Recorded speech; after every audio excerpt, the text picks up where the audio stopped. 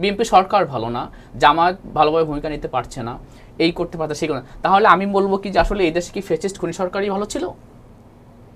হ্যাঁ, নাকি আবার তারা এই দেশের খুনি ফ্যাসিস্ট সরকারকে নিয়ে আসতে চায়, যারা হাজার হাজার মা বোনের কোল খালি করেছে?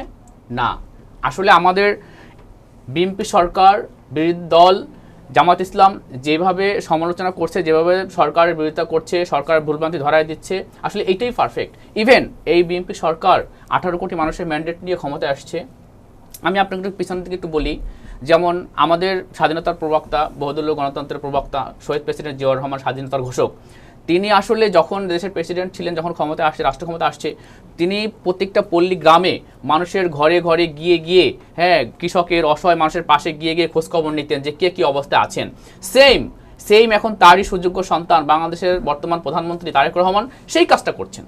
মানুষের মানুষের সুখ দুঃখ, কে কীভাবে আছে খোঁজ খবর নিচ্ছেন, সবাইকে যাকে যেভাবে হেল্প করতে হয় সরকারের দিক থেকে চিন্তা করতেছেন, তার মিনিস্টারদেরকে বলতেছেন, তাদের মিনিস্টারদেরকে আপনার উৎসাহ দিচ্ছেন, আপনার